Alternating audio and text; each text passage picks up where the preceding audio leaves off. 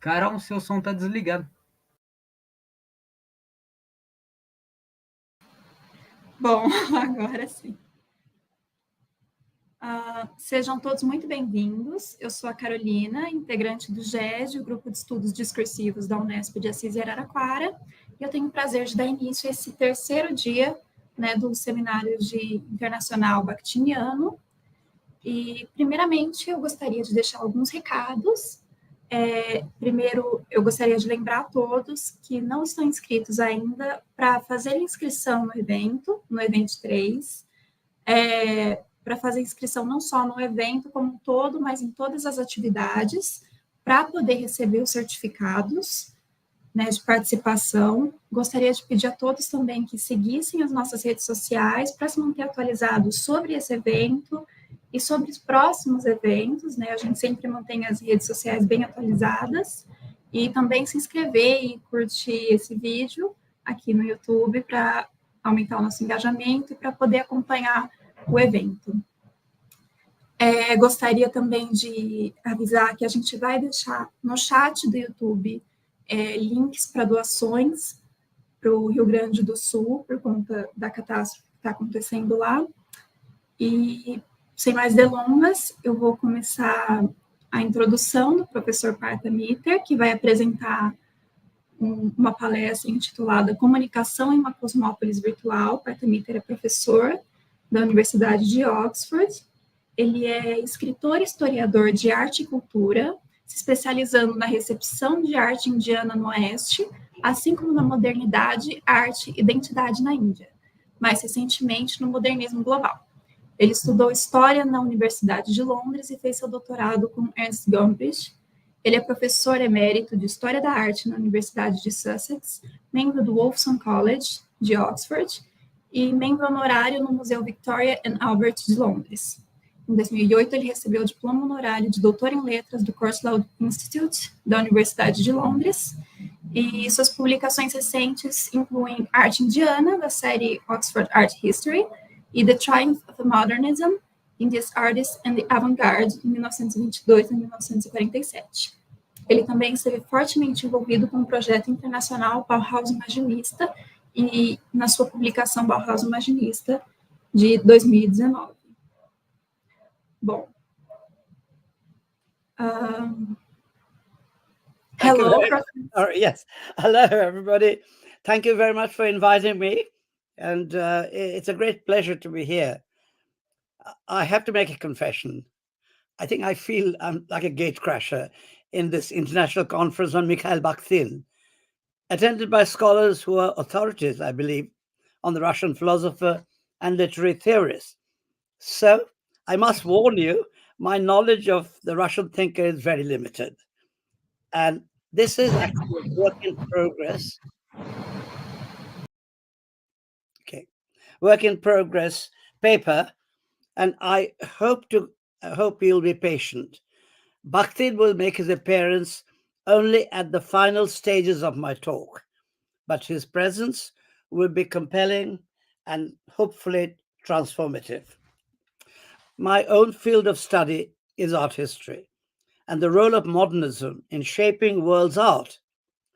I discovered Bakhtin relatively recently in connection with developing cross-cultural conversations that are not wholly predicated on the discourse of colonial domination and racial and cultural hierarchy. To put it in a nutshell, Bakhtin, I hope to show, allows us to consider global relations with the West and the rest, and between former colonizers and the colonized, in a relativist and non-hierarchical way. But as I argue in this paper, this idea of global consequence in the world that was transformed by the communication revolution that began in the 19th century. Now we know Bakhtin was an influential literary theorist and cultural critic, but when he formulated his theory of dialogic, little did he know, I believe, that it could be of central importance in the cross-cultural exchanges in our globalized post-colonial world. Particularly for me, it's given me something really to think about. Dialogic method allows us to think of conversations across cultures as a mode of exchange that aren't restricted by ideas of dominance and hierarchy, which is a characteristic of colonial discourse. Now, let's remember that Bakhtin was well read in ancient Greek philosophy, and he adopts the term dialogic for developing his idea of how literature progresses. He made a clear distinction between the three words, if I may say so. Excuse me. Dialogue, dialectic, and dialogic. A dialogue is a form of undirected conversation without necessarily having any clear endpoint or a goal.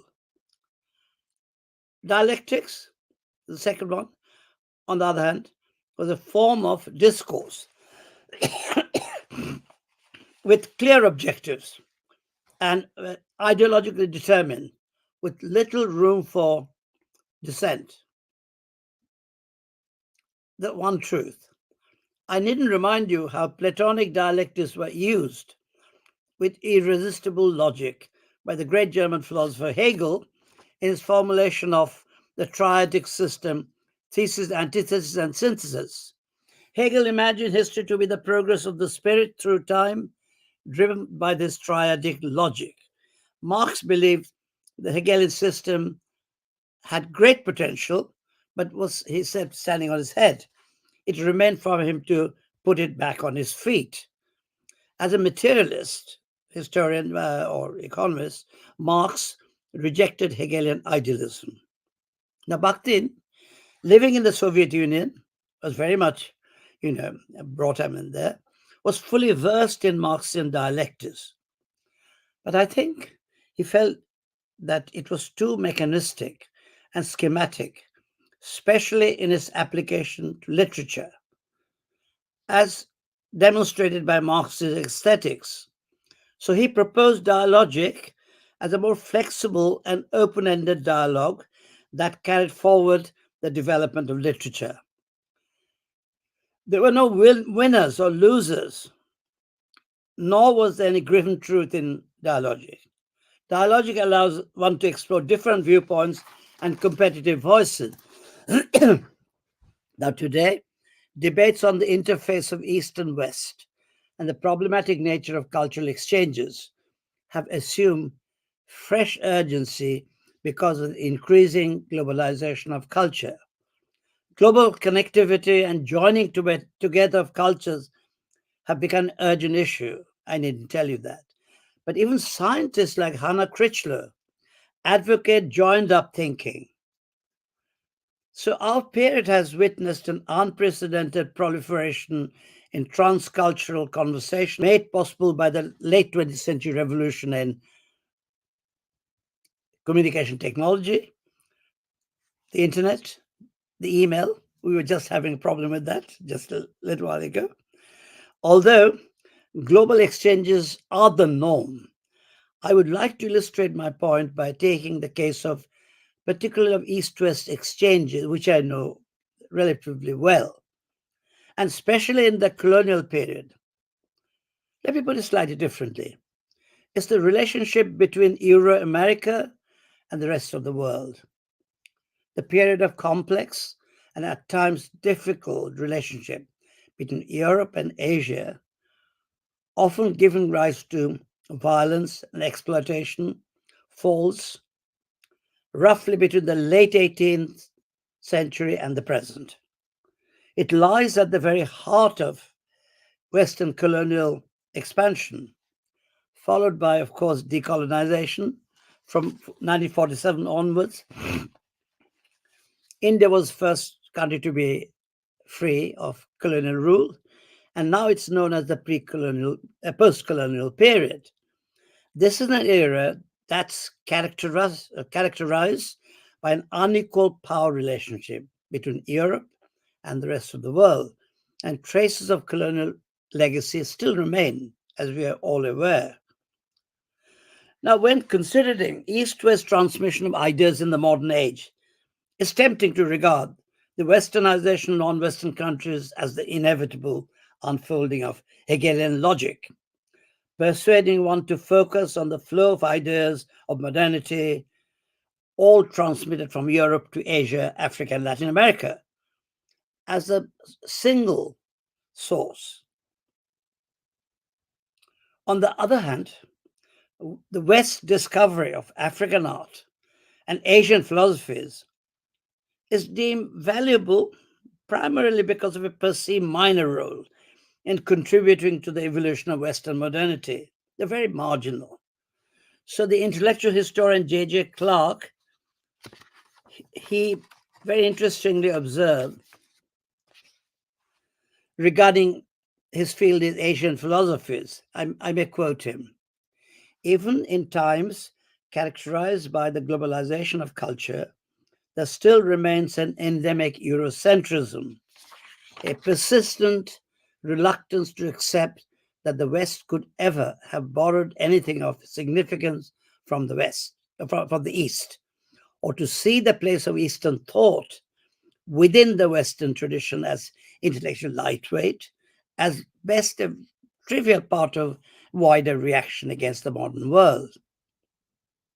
So behind this reluctance to accept the contribution not only of Asia, but of the rest of the world to modernity is the power and authority of the European knowledge system, epistemology, that's closely bound up with the prevailing geopolitical configuration to make the transition from historical determinism to a new and inclusive way of thinking, I admit, is no easy task.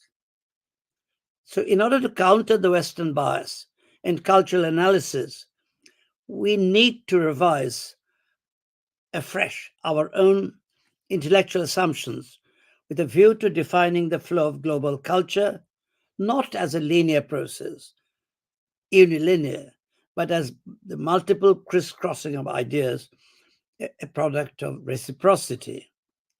I have a very favorite analogy or metaphor. It's the waterfall.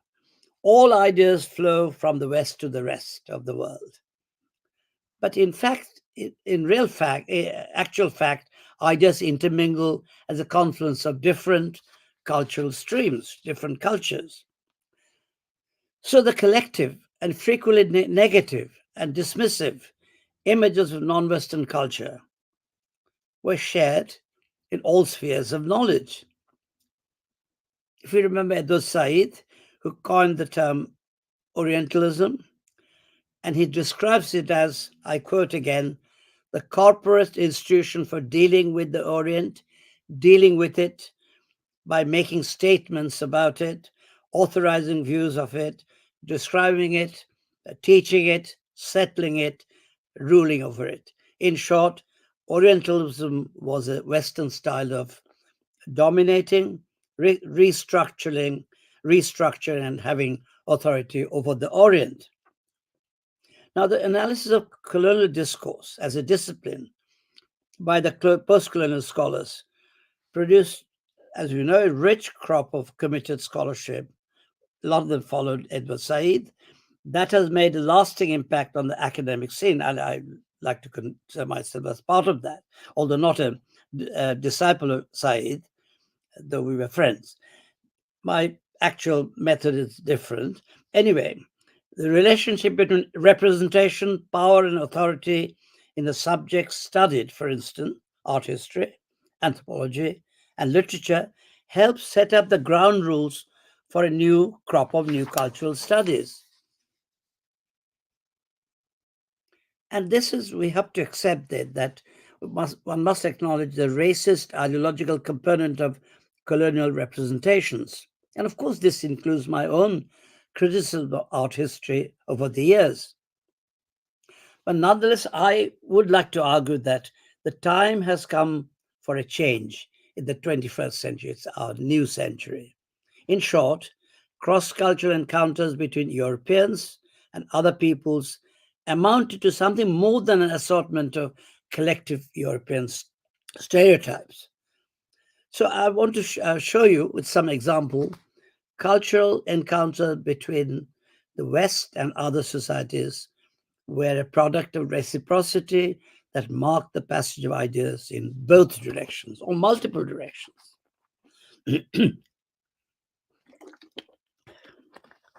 I'd like to also voice a note of caution.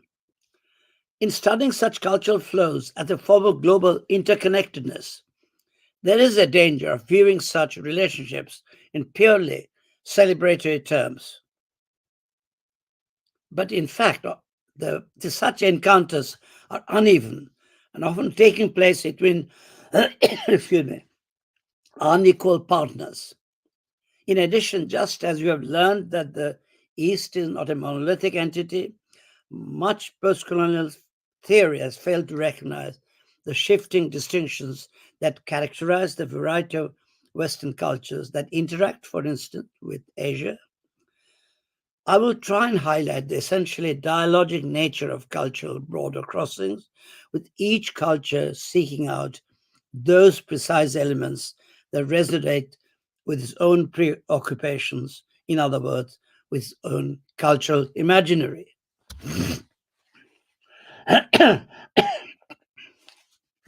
Excuse me. Therefore, if you are to produce a more inflected readings of global encounters in the colonial and post-colonial era, what possible approaches can we adopt? Mary Louise Pratt's notion of context zones offers us some very useful lessons. She defines a context zone as a space of colonial encounters, the space in which people geographically and historically separated come into contact with each other and establish ongoing relations, usually involving conditions of course, coercion, radical inequality, and intractable conflict. You see this in Africa, Asia, and Latin America as well. Now, Pratt doesn't discount the role of power in such transactions. In this, she's at one with other postcolonial scholars. But that's not so interesting for me in her approach. What I find very interesting, that it allows for the possibility of a more productive relationship in cultures as a species of encounter, exchange, and negotiation. As she writes, I aim to foreground the interactive, improvisational dimensions of colonial encounters, so easily ignored and suppressed by diffusionist accounts of conquest and domination. Interactions, interlocking passages, understandings, and practices are often within radically asymmetrical relations of power, end quote. In short, power has a certain purchase in our study of cross-cultural intellectual exchanges, yet it doesn't quite explain the true nature of this cosmopolitan imaginary, namely how ideas cross borders and then what happens to them when they begin their afterlives in other cultures. In fact, global exchanges have gone on since antiquity, many, many centuries. The great art historian Rudolf Wittkower had a lot to say on the migration of symbols in antiquity and insists that the sharing of images and ideas has been one of the most powerful forces of cross-cultural exchange. Motifs, let's say, from Egypt and Assyria were absorbed and transformed in early Europe and became part of European culture. We don't even notice this now, but they're everywhere. So cultural flows in multiple directions have been a fact of human history. And yet, during the colonial era, all ideas were considered to flow from the West to the rest of the world. And in addition, during the high noon of colonialism, cultural borrowing seemed to demonstrate a mark of inferiority on the part of colonized, derivative. They have nothing original to say. This brings me to the heart of my main argument, what I call the virtual cosmopolis and its connection to Bakhtinian dialogic. Now, I've been thinking about this phenomenon since 2007.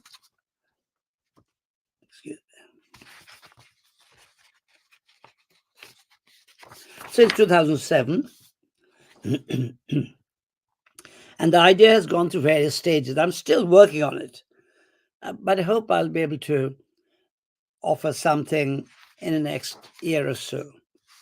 The terms virtual cosmopolis and the virtual cosmopolitan seek to explain the critical engagement of the colonized and the periphery with the modernity of the center.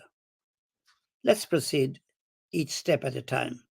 First, the word cosmopolitan. I introduced cosmopolitanism in the full knowledge of the dangers of using this controversial term. The common meaning of cosmopolitan is someone who's able to transcend their parochial locus to become a world citizen. We imagine a cosmopolitan as someone who is well-traveled, in an early era, affluent, privileged. They'd go on world tours in luxury liners, enjoy visiting exotic places. That's the saying, travel broadens the mind. Recently, cosmopolitanism has assumed an urgency in the light of worldwide population displacement because of war and other social upheavals. In the light of massive globalization, cosmopolitanism has become a battleground. Let me serve you a tasting menu on the debate. The philosopher Kwame Anthony Appiah takes the universalist position in order to inject an ethical dimension to the debate. He views cosmopolitan values as the thread that ties human beings together. He rejects nationalist claims to an exclusivist cultural patrimony. Everyone has the right to share our common human inheritance, he says, regardless of race, gender, and orientation. He rejects identity politics and the majoritarian nationalist claims to an exclusive cultural patrimony.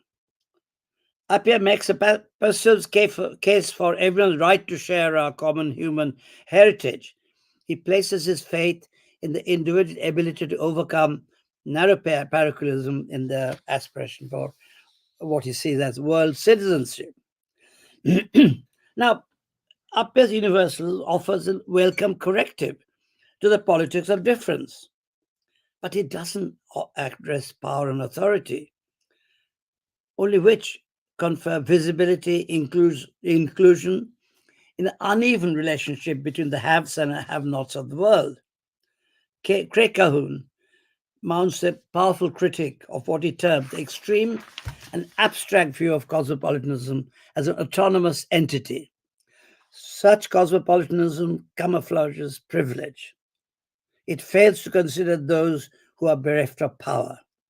James Clifford makes a powerful intervention in challenging European claims to be the sole authorship of cosmopolitan modernity. His idea of discrepant cosmopolitanism makes a strong case for heterogeneous modernity in an interconnected world. There are migrants and refugees whom Clifford calls cosmopolitans from below. Let me summarize his complex ideas in his most recent work, Roots. He employs the term travel to undermine the exclusive claims of elite cosmopolitans.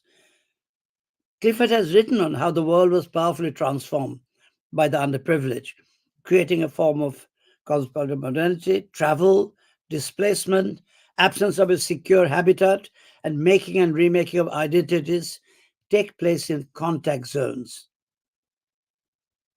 And he says that this population movement of modernity was more significant than European expansionism. So he brings out the inner tensions and contradictions between centrality of the West and the possibility of other cosmopolitanisms. Another one, an avowed Marxist, Timothy Brennan, mounts a full frontal assault on present debates, dismissing them as handmaids of American cultural hegemony. I accept their arguments, but my own interpretation of the virtual cosmopolitan in the global colonial order rests on a slightly different approach. I'm mainly concerned with the different sort of cosmopolitan. He or she doesn't leave their home. They sit in a small study, possibly a modest home, and have the whole world at their fingertips with a deep and sure knowledge of the world. How so? I'll explain soon. So, taking cosmopolitan as a working hypothesis, I'd like to extend its scope in the global circulation of information, translation, and cultural exchange. Now, in the era of European expansion, transmission of knowledge between center and periphery took place to a cultural imaginary, which I have called the virtual cosmopolis.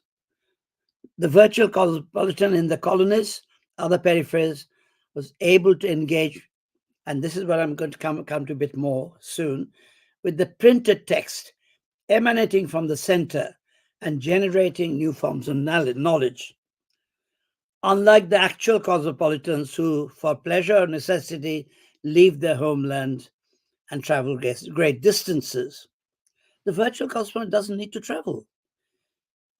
They stay in their own home, but they're able to access global information network. I also wanted to propose virtual cosmopolitan to argue that the reception of Western ideas in the periphery and in the colonized countries in particular was an active process that centered on the culture's agency of the colonized.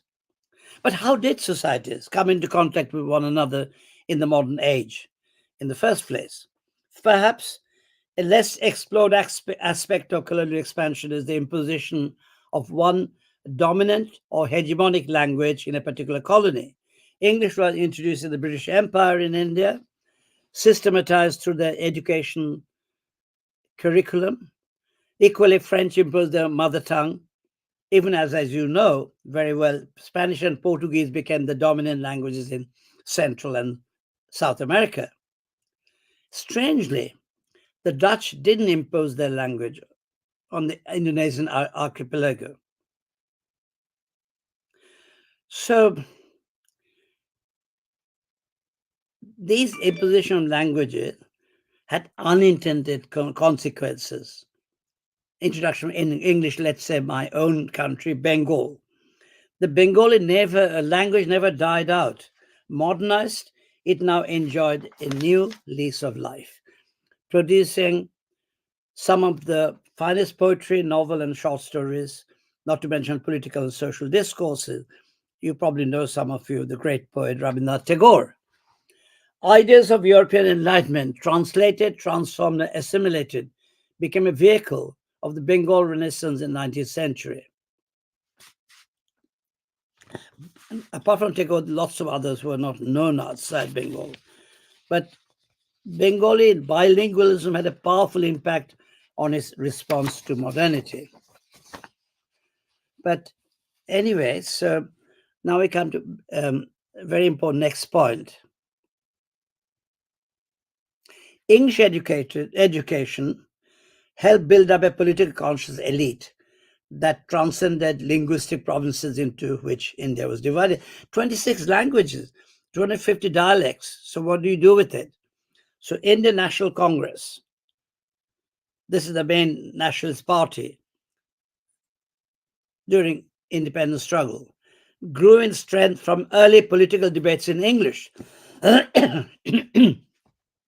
The political scientist Benedict Anderson develops the important idea of imagined communities. He argues it provides the essential conditions for nationhood. Members of the imagined community had no direct contact with one another, but shared a social or intellectual space. We see in this case of India, where political discourse was conducted in English. Now, that next point is very important. How did these languages spread? Anderson's crucial point about nationalism and how this unity was achieved, it was through print culture. He calls it print capitalism. European colonial powers established printing presses in the colonies or imported texts from home in the form of books and journals.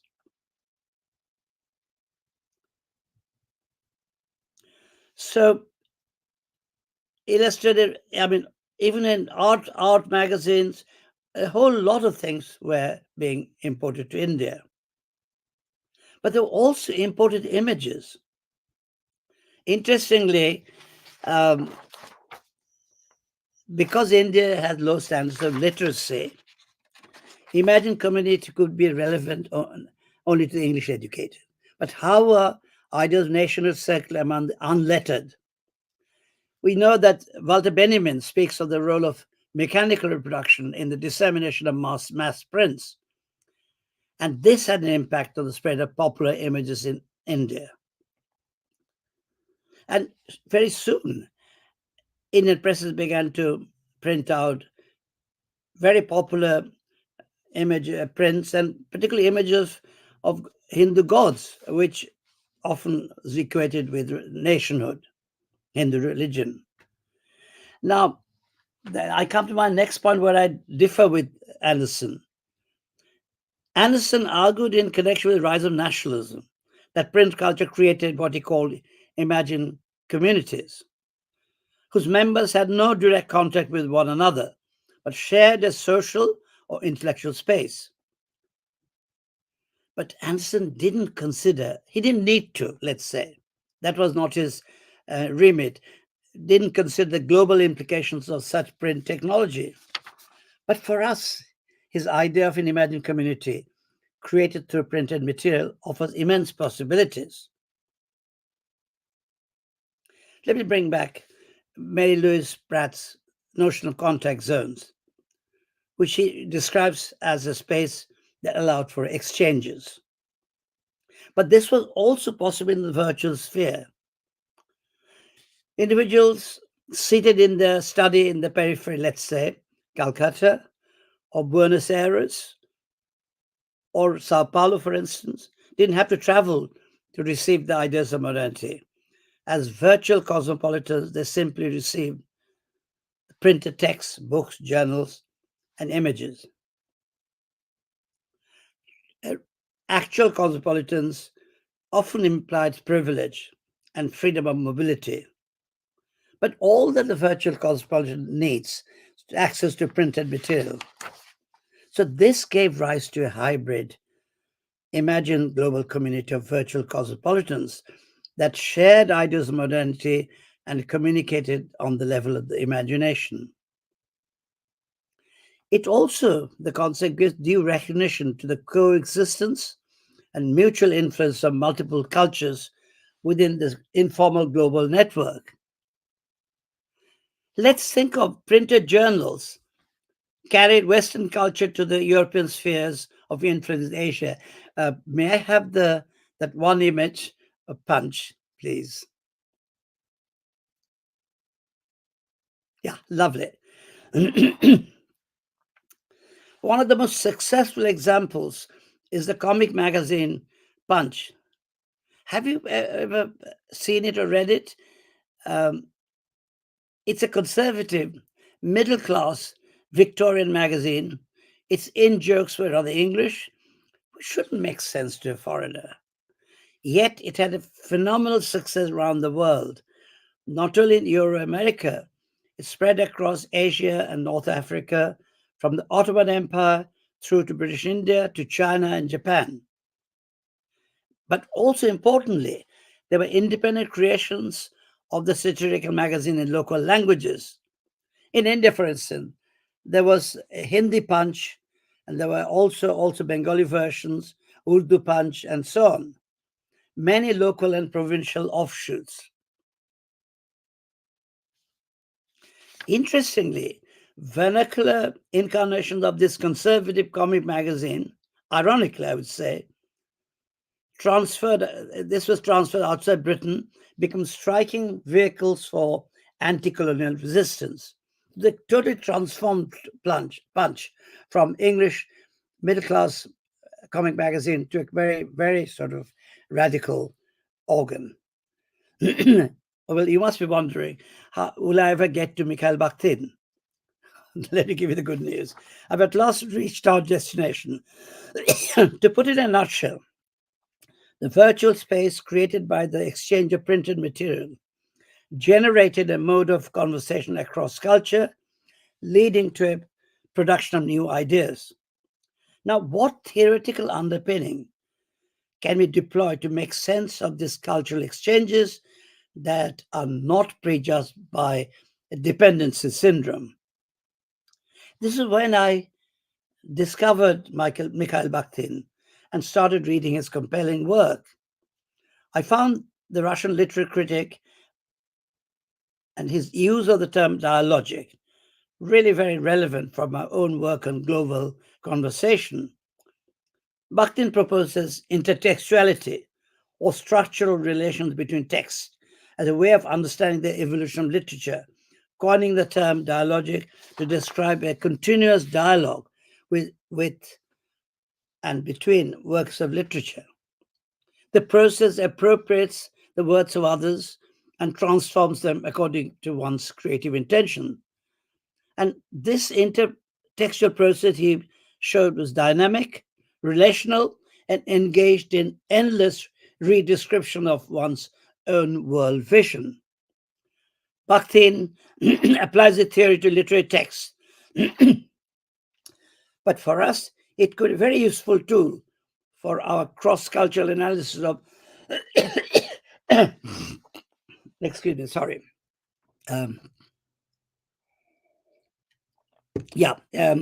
So it could be a very useful tool for our cross-cultural analysis of visual art. He speaks on intertextuality, the relationship between text and ideas within the field of text-based networks that engages in a circle of ideas. Now, so no idea is totally sui generis. Each work of literature inherits the corpus of previous literature. In its turn, each new text generates new ideas that further the development of literature. So that's the dialogic method. Now, we can extend Bakhtin's theory to argue that any appropriation is only possible through cultural translation that makes sense of the translator's own worldview, or Weltanschauung. The particular advantage of the dialogic method for us is that it allows for the coexistence of different approaches in a relativist way. Very important, relativism. It doesn't set up an essentialist hierarchy of ideas and value, and that's the case with colonial discourse. The concept gives due recognition to the coexistence and mutual influence of multiple centers, multiple cultures within this informal global network. I'd like to add that Bakhtin's dialogic process exists within an intertextual network of ideas that can be seen as a virtual world of conversation that carry forward ideas of modernity. How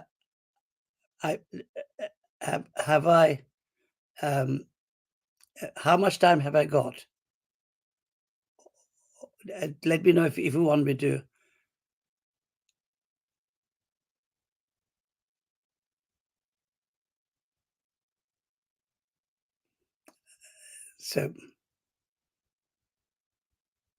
So tell me, I don't know, do you want me to stop now? Professor, you have 40 minutes. 5 minutes, okay. You can continue. Okay. All right. So I'm going to now summarize it. I come to the most difficult part of my talk. Of course, we know that the world was westernized, but have you ever thought about that ideas from outside the West was also absorbed by Europeans? I mean, one of the great examples is the serious impact of Indian thought in the major American intellectual movement, transcendentalism. I don't know whether you've all seen Oppenheimer, when the bomb is exploded, he quotes from the Indian sacred text, Bhagavad Gita, "I'm become death, I'm the destroyer of worlds." So this idea of ancient Indian philosophy became very powerful in the whole group. Walt Whitman, his Leaves of Grass, he talks about his passage to India. It's a metaphor for a spiritual journey. And he actually thought of India in his last hours. And it owed transcendentalism to the American discovery of ancient Indian thought. So this shows how cultures flow across national boundaries. So what I'm suggesting, the dynamics of circulation of ideas from outside one's own culture and its creative uses were no different from American intellectuals than from Indian virtual cosmopolitan. But this is where we have to always accept that it wasn't a trivial thing. They were deeply transcendentalism set in motion a remarkable conversation with Indian philosophy, which enabled American thinkers to examine their own faith more critically, each of the leading figures associated with Indian thought, providing their own interpretations on the subject. So my talk has been about global communication.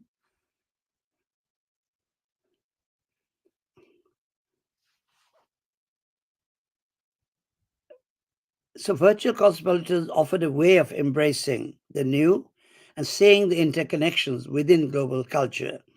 And to remind you again, Mikhail Bakhtin's most important contribution in this is the notion of dialectic process that actually allows it to be inclusive in a globalized world. Thank you.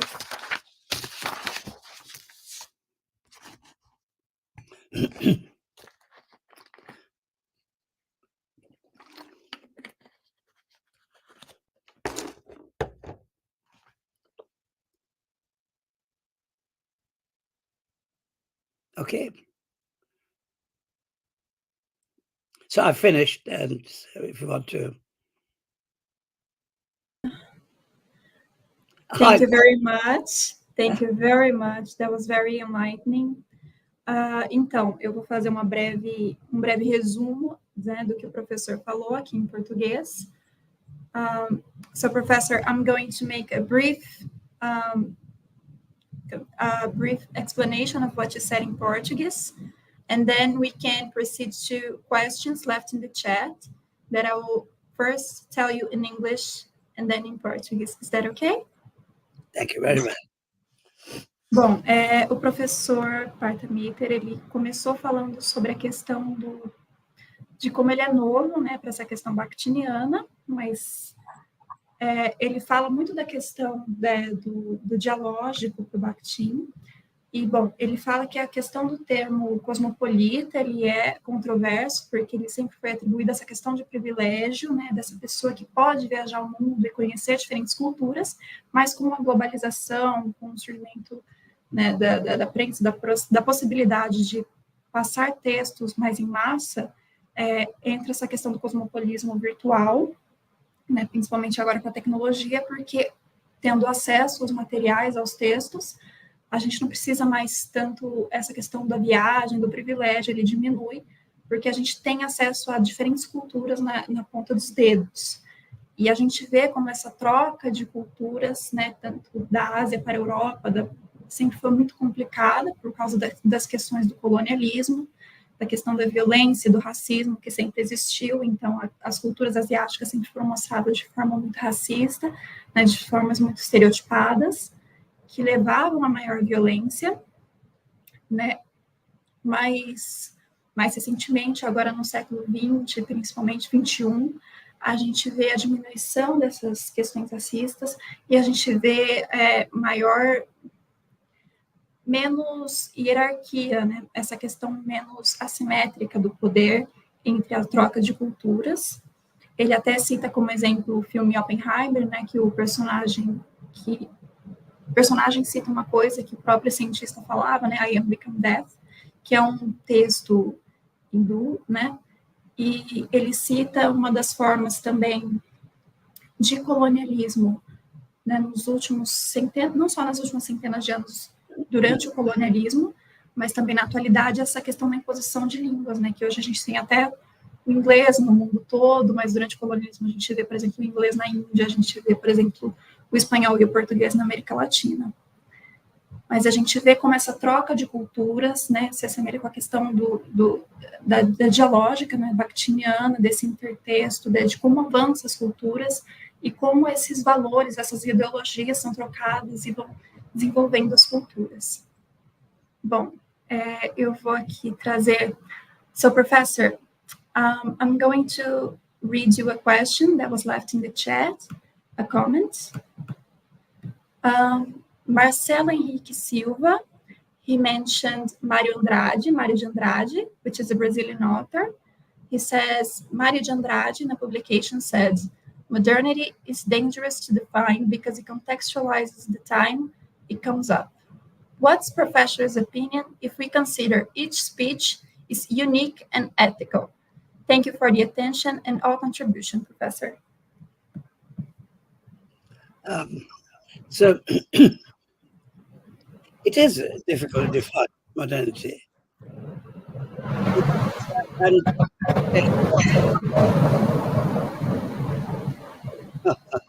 Sorry, there's thunder, of course. All right. It does contextualize. It comes up, but that becomes a sort of nominalist idea of each speech is unique and ethical. I mean, should that contradict modernity?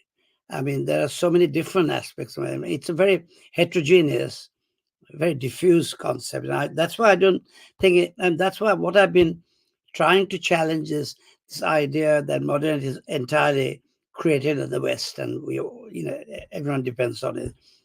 It's everywhere. There have been, aspects of modernity developing, and it's all interconnected. I mean, apart from the capitalist system of raw materials and market and so on, but nonetheless.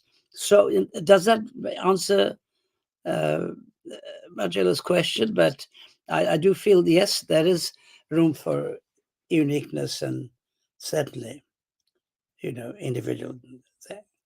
Well, thank you very much. I mean, that's very good question, Marcelo. Yes, thank you, Professor. Let me check if there are any new questions. Okay. Professor, I would like to let you know that... Oh. Hello. Hi, Professor. I have one question, if you please. I would like to know about the reception of Bakhtinian's theory in India, because in Brazil we have how can I say, a very structuralism going on in Brazil. So Bakhtin's theory was there was a reception about the links between tests, but not a discussion about discourse. So we saw in other presentations yesterday and before that in Russia, and especially in Barcelona, there was a different reception of this test, different focus. I would like to know how was this reception in India. Thank you. Thank you. It's a very good question. Now, the thing is that, I mean, as you probably heard from my talk, I have very specific one idea which I've been developing, which I find very, very productive in Bakhtin's work. Bakhtin only became very important, and I would say, would you say, from the late 70s, with the real proper rise of post-colonial critique. And I have to say this, I was at Sussex for many years, and I feel a bit, sad and thinking about him. Many years ago, Alan White, who had been a very important figure in Bakhtin studies then, hardly people talked about him, and he did a lot of work. He sadly died very young, in his 30s. So I remember that. Now, India is an interesting issue. I don't know specific cases. One interesting point that India at the moment very incredibly engaged with certain aspects of deconstruction. Can I put it that way? They're the oldest people, and our country people, Gayatri Spivak and Homi Baba, of course, they're Indians, and so there's a lot of interest in that. Unfortunately, I might be ignorant. I don't know. There hasn't been that great move to discover, new people, and particularly Bakhtin. I don't know. I mean, this is where I'm talking perhaps through ignorance, but my feeling is that there has been no real engagement with Bakhtin. But there are some. I mean, I once, a few years ago, got an email from an Indian scholar, and she was organizing a conference on Bakhtin. So that's interesting. So if the Bakhtin is very important, we don't know yet. But yes, I mean, I think Bakhtin is very important. It's also with linguistic aspects and literary theory and so on. There's so much of that. And Bakhtin, obviously, I haven't, again, I can't say it's through ignorance, how much of the interlink between Bakhtin and Jacobson and lots of other, similar people and structuralists. So that's an interesting point. Well, have you looked at these? I don't know. So it's very interesting, but India, not as much, I would say, and should be. Thank you. Yeah. Thank you, Professor. It's very interesting because we saw yesterday a professor from Russia, Glushkova, and she was telling us how was the reception of Bakhtin in his own land in the Russia. So it's quite different from Brazil.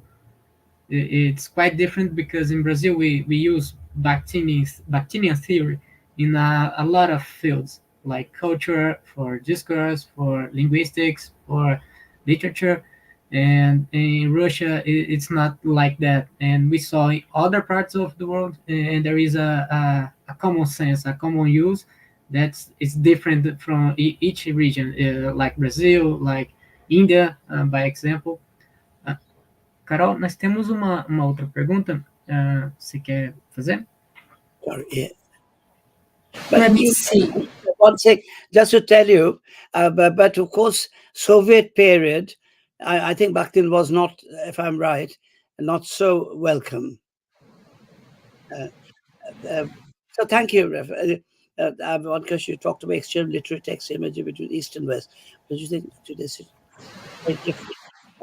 Yes, thank you for a thoughtful question. Indeed. We have another question, Professor. Are they similar? Should we take them? Oh, here's. Yes, we will show them on the screen, but I'll also read them out loud. Serge MD BCN says, Professor, thanks a lot for your talk. I have one question. This is a very interesting response. Is it Luciano who is asking me? You talked about the exchange of literary text and images between images. I think you're very right. And Tagore's songs and museum plays, they're becoming, I mean, I don't know about South America. There has been a lot of interest. Argentina, particularly, Tagore was there, and Victoria Ocampo was very important. So how do you, I don't know about Brazil, but yes, I think certainly. I mean, so is there much real interest in that? I think so. That sounds very good. Yes. Yes. Is that who asked me that question? Is it Luciano or is it?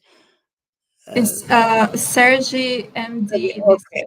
And thank you very much. They're very thoughtful questions. And I'm glad that there's so much interest in Tagore.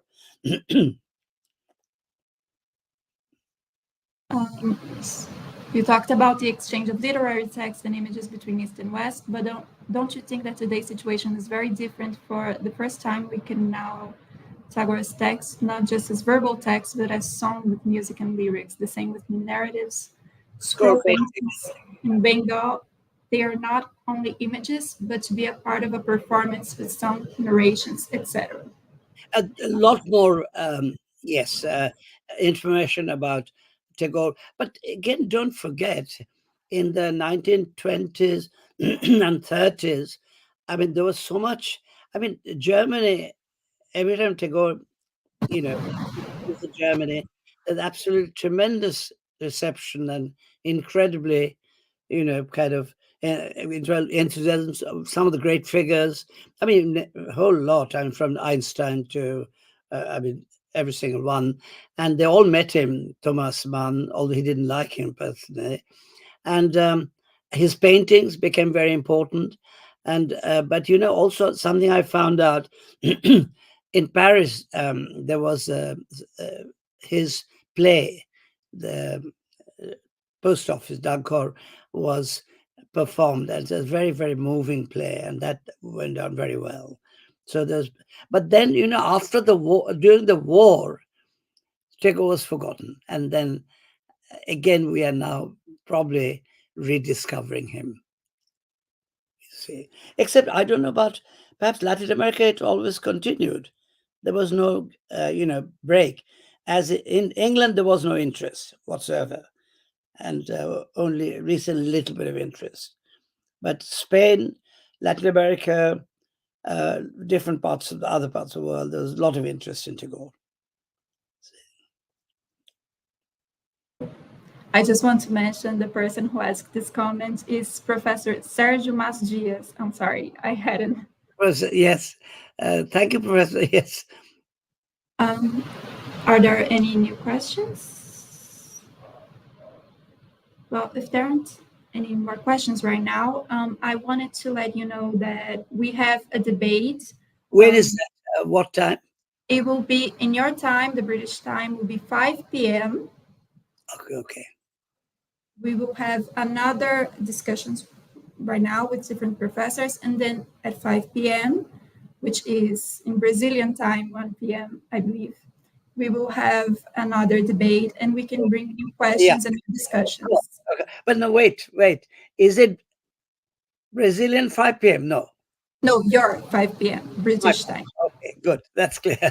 Very difficult with different time zones. Yes, Thank you so much. That's lovely. Thank you, Professor. We are very honored to have you here. No, I Thank you so much. I hope it was clear. I wanted to make it. Okay, that's lovely. And it's a great pleasure to be here. Okay, so shall I keep the thing open, or otherwise there'll be more problem again? No, we will close it. We will close it, and then for the debate, we will have a different link. We will send you. Okay. I hope we can get the sound back. Yes, if you could come in like 20 minutes before, so we can check everything is right for the next debate. Okay. So shall I come a little before 4:45? Yes, preferably, yes. Okay, I'll do that. Oh, okay. Thank you. Thank you so much. Thank you so much. E muito obrigada a todos que vieram. Mais uma vez, eu gostaria de agradecer a todos por participarem, por mandarem questões, por assistirem. E gostaria de lembrar a todos para se inscreverem em todas as atividades do evento, a curtir esse vídeo, fazer inscrição no canal, seguir as nossas redes sociais para poder acompanhar qualquer novidade que a gente postar sobre esse evento, sobre próximos eventos. Gostaria de lembrar mais uma vez do link para doações para o Rio Grande do Sul, que a gente deixou no chat do YouTube. E gostaria de lembrar que a lista de presença está no chat do YouTube também, quem não assinou para ir assinar. E a gente se vê, então, na próxima apresentação na mesa redonda. Muito obrigada.